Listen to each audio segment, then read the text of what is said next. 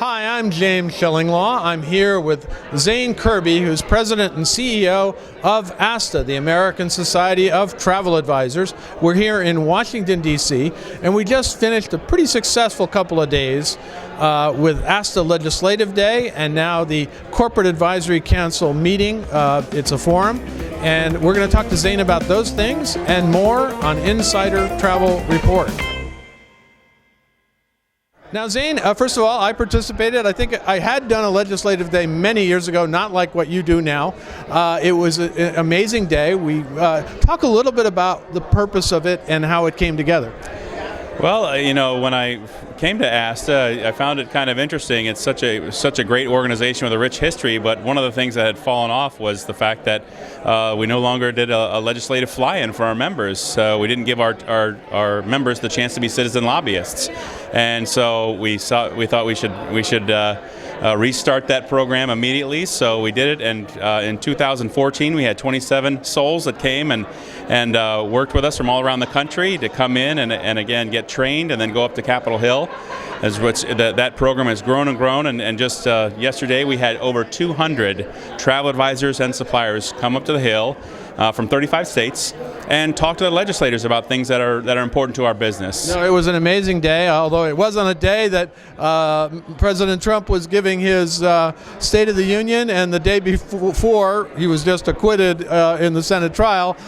So I think the legislators had a little bit of other things on their mind, but we did get the message across because I was with the New York delegation and we had some great meetings. I led the Virginia delegation. Actually, we met with Senator Blunt and Senator Collins, Susan Collins. You had better luck than we had. I heard you guys had a lot of senators. Yeah, we did see a lot of senators. We also saw Senator Rosen from Nevada, the great state of Nevada. And I also led the Virginia delegation. And again, we had two main issues this year. Number one is Real ID. It's a crucial problem, right? Crucial problem, yes. Up to 500,000 consumers are going to get to the airport on October 2nd this year. And the license that they have been using to get on an airplane to show who they are is no longer going to work. They need to actually apply for a real ID, and you have to go into the DMV with very specific documentation to do so. And the fact that so many people don't even know about this, and even a lot of the legislative aides we found didn't. And two of the senators yesterday took out their license. They weren't compliant? No, I don't have a real ID yet. So they're going to have a problem getting on a plane too. So there's got to be, there's lots of stakeholders. There's going to be lots of pain about this with this problem. But what we hope is that we're going to do what our part in terms of helping the traveling public understand this problem and that they need to get a real ID. But Congress needs to act too. Because there are also some remedies to maybe make it a lot easier both to get a real ID and also accept other forms of identification, right? Yeah, that's exactly right. I mean, there's online tools now. The fact that anyone has to go into a DMV and spend 3 hours there or 4 hours there to submit things like a gas bill or a mortgage statement or something like that, all these things can be done. I can't even find my Social Security card, so I don't know. I have to go reply for that because I do not have a real ID compliant. I tried; they wouldn't take my stub I had the stub for my Social Security card, but not the actual card. Yeah, and I don't. I mean, I love my wife, but I can't find my marriage license anywhere. So I mean, that's another thing you can bring in. So yeah, these. So don't tell your wife that. Good. The process has got to get better, obviously. But again, this is sort of this October 2nd. The legislation was passed in post 9/11 because, for very good reasons, right? To help keep our skies safe and to make sure the people are who they say they are.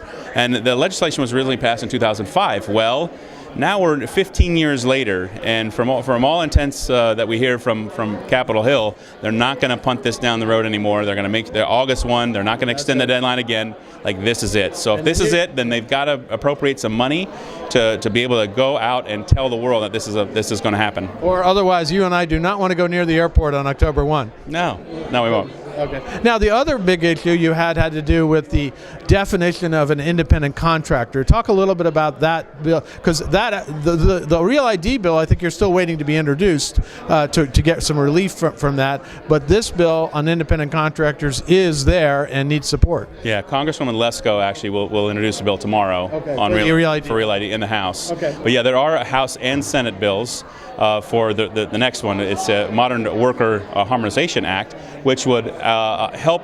See, right now there's two or three, there's actually three, but there's two main definitions as to what constitutes an independent contractor in the United States. And under the Department of Labor's definition, almost no one in our industry would qualify as an independent contractor. But under the IRS definition, it's much easier to qualify as an independent contractor. And so it covers many of the vast majority of the people who are in our the industry has changed so dynamically in the last 15, 20 years, and the vast majority of travel agencies do work with independent contractors now, right? That's right. And so it's really important for us to make sure that both agency owners and hosts and independent contractors themselves understand what the real definition is and what definition they're actually working under.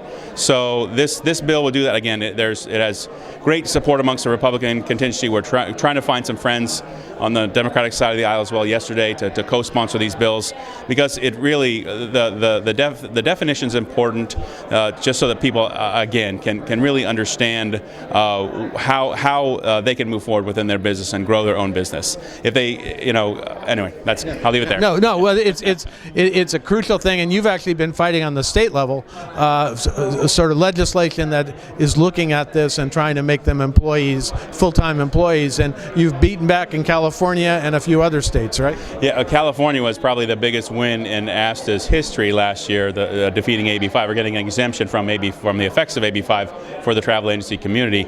And it was really great that we won in the bluest of blue states in California, because now New York, New Jersey, Illinois, Oregon, and Washington are all proposing legislation that will in effect legislate the gig economy, and we would be swept up in all those presentations unless we get exemptions from those bills too. So really important win in California, and a lot of fights ahead in the coming year. Well, congratulations on a fantastic legislative day. You had, as you said, over 200. It was amazing. I was glad to help. Wonderful to participate in this. And then, well, just a word of what we're doing here, because this is your second Corporate Advisory Council Forum, I believe, and it's been a real success too, right? Absolutely. Last year we kicked this off. The CAC leadership extended some funding for us gave us some seed funding to get this thing started. And this year was really the year of the customer voice. So we had Rita Visser from Oracle, Ann Derry from S&P. We had Stephen Mendelbaum from EAB here in town. We just had a bunch of corporate travel managers come and share their thoughts about, what kind of investments they want corporate agencies to make in order to best meet their needs. It was a really, really great day. We were oversubscribed here too.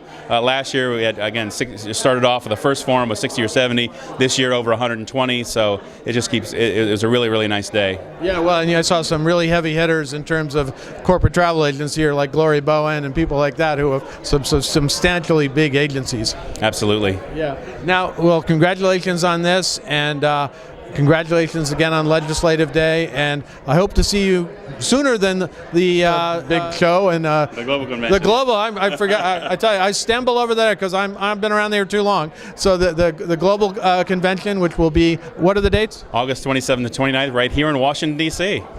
Just a quick Amtrak ride away from me. Great to see you, Zane. Congratulations again on what we just did this past few days. James, thank you for supporting the travel advisor community by coming here and walking around with us yesterday and meeting with senators here for us today too. Well, those are our viewers and our readers, so I'm happy to do it. I'm James Shillinglaw, and this is Insider Travel Report.